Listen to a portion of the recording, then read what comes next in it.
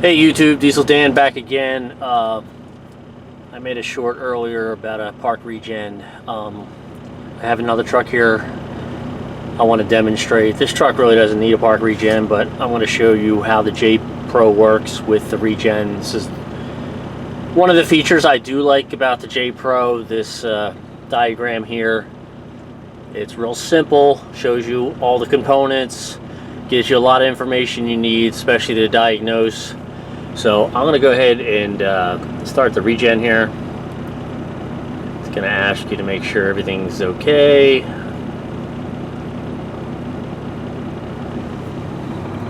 There's the idle going up. You're going to see a lot of temperatures and stuff. Pressures change. And just so you know, this symbol up here is not for a code. It's because my DPF is about 35%. It's under 35%, so according to the computer, it thinks it's low. But the drivers usually top off before they leave, so not too concerned about that. And as you can see, our 7th injector here, there's no pressure as of right now. It's not calling for anything. I did have a message from someone the other day about a DPF issue, and unfortunately every DPF issue is different, and it's tough to diagnose without physically being there and going through the checks. Everybody has their procedures and what they've learned over the years. I've been to a couple of regen courses. A lot of stuff was just done in the field. You got to learn. You got to evolve with the equipment as it comes in. Back when I was at the dealership, this was all just a theory. It was still on the drawing board at the time. They were throwing a lot of ideas around, but now it's an everyday thing, and it's here to stay. It's not going to really go away. I have had a little experience on CNG equipment. They have basically what would be a catalytic converter. It doesn't have the regen stuff. So there's different stuff out there depending on applications and what you're working on. Some guys have their theories on stuff, but regen system is, you know, it needs pressure and heat to complete the regen, and it's tough to diagnose stuff without being there and seeing it firsthand. I have a few buddies of mine that call me up to bounce some ideas off of, and you know, I've been fairly lucky here. Most of what I find is usually something dirty, a lot of wiring stuff, very few sensors, some stuff slitted up. I had a turbo one time that the VNGs were hanging up, so it wasn't giving me enough pressure or temp downstream to the DOC. That's rare, but it happens. You got to keep that in mind. But my buddy works, you know, he's a lot of off-roads. His stuff's a lot of his stuff is off-road, construction, stuff like that, and he just calls me up with the craziest stuff. And you know, he's working in a different environment than me. He works with a lot of, you know, smashed exhaust pipes. You know, you've had one boxes crushed.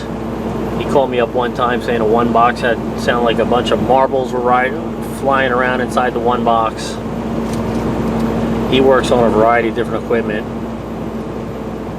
So it's still nice to be able to talk to someone and kind of, you know, bounce ideas off one another, and you know, see what he's seeing and see what I'm seeing. I came to this location a little over a year ago. The mechanic retired, so I've been going through this equipment since I got here. So this has been a learning experience for me, but I've been fairly lucky with the issues I've found so far. Nothing's been too crazy. Most of what I've come across I've been able to fix in-house. So I know it's tough for owner-operators because I don't know if you have access to this software. It's not cheap. You got to pay for the registration, the computer, and everything else. So like this information you're not going to get unless you have one of these programs, and you have to go in and see what's going on, what's working and what's not working, in order to diagnose the problem. And I don't want to talk bad about any mechanics out there, but it's easy to miss stuff. I've seen it, I've done it, You know, when I first started seeing this stuff and the little gray crush gaskets in between all the joints down the exhaust, I used to throw them away. I didn't put them back. I figured, oh, we've never seen these before. I thought it was just something they did from the factory. But no, they're crucial. They need to be there. You got to keep all your temp in there. And everything's there for a reason.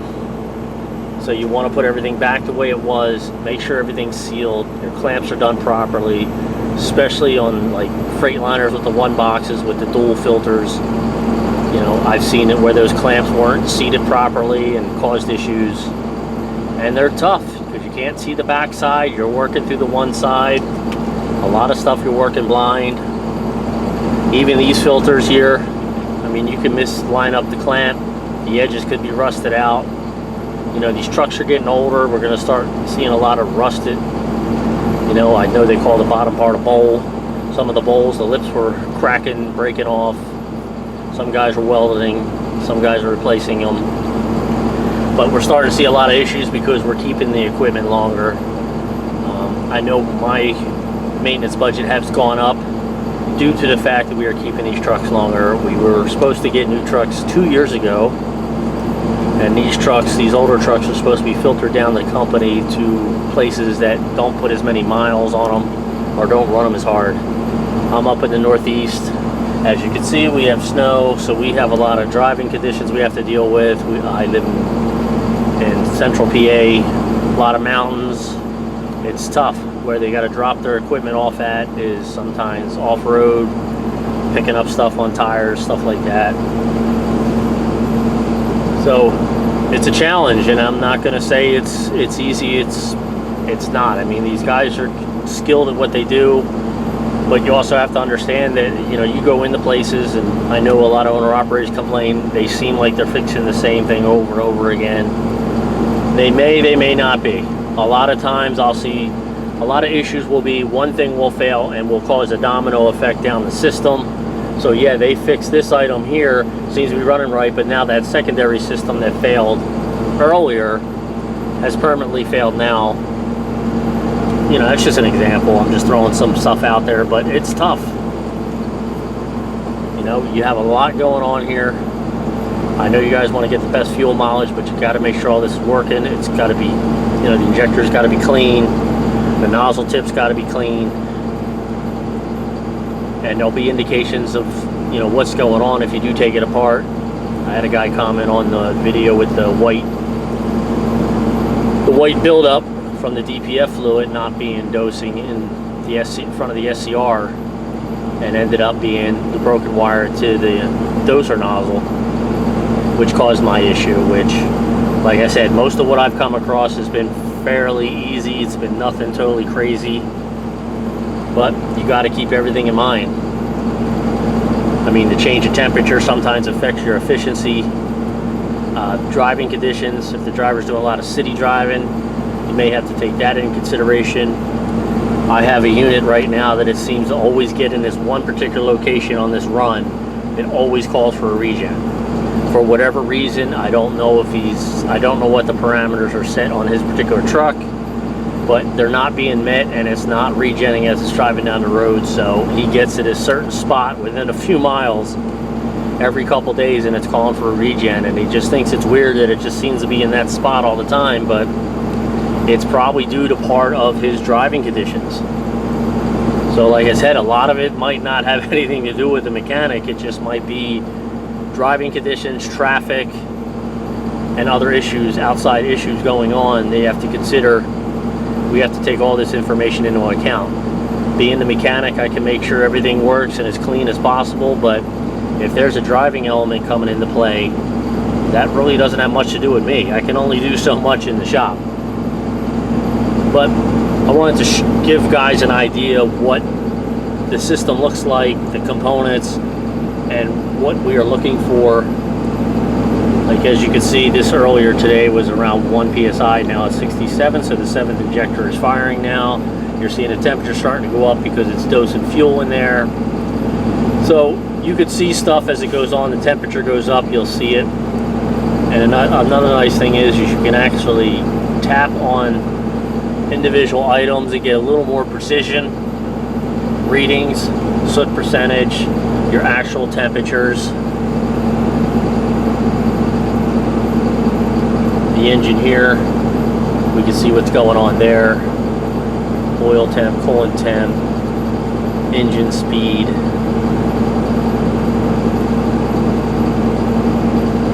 turbo speed. Same thing with the SCR here, you can see. Now we're getting NOx reading. We don't get it in the beginning. You'll see it'll say unavailable in the beginning until it actually gets up to a certain, I think these sensors only read at a certain ppm.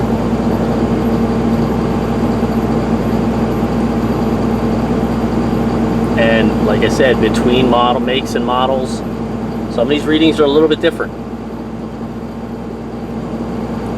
And as you can see, this filter doesn't look too dirty, because you can see as the temperatures, the intake and the exhaust are pretty much the same, so that really is telling me there's not a whole lot of soot going on in here. So I'm going to go ahead and cut this off.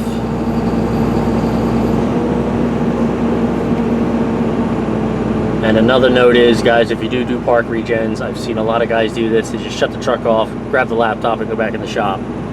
Please let it run and cool down. Let all this get back to normal operating temperatures. You know, save yourselves a headache. I've seen DPFs crack, maybe because of not letting it cool down, but yeah, just let it run for 15-20 minutes and let it do its thing, get back down to temperature gradually. And that's how I've been doing it, and so far, like I said, I haven't seen any crazy issues with mine, just some minor stuff, actually a lot of wiring issues, some rust issues,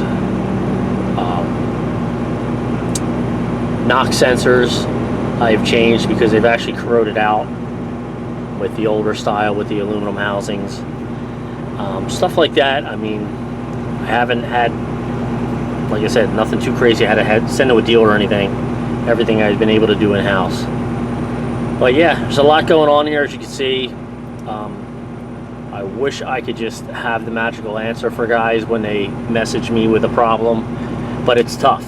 If something going on at the tail end here, it might be upstream, and I would need to know all this information before I can even tell this guy, point him in the right direction. I mean, he'd have to look at this real time and see what's going on.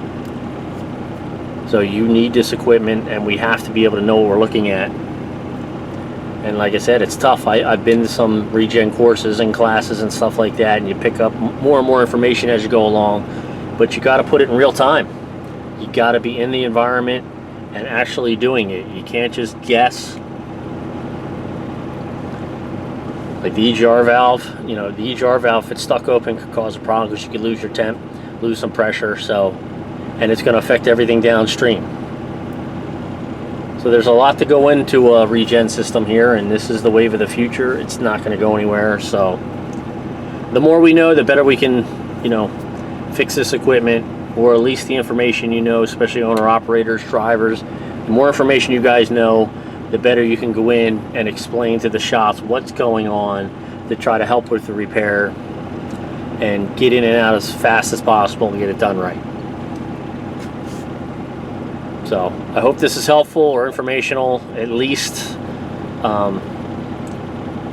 I'm going to keep posting these. I have some regen cleans coming up, so I'll be pulling filters out and stuff like that. I'm going to do a little more detailed videos on them. Probably going to be a little bit longer. Some guys have been asking, they want to see them broke down and actually what I clean, how I clean them. So that's what's coming up soon. I got a couple trucks I'm going to be doing starting next week. So yeah, I'm going to keep posting this stuff. Hopefully it helps some guys out. So, alright guys, to the next one.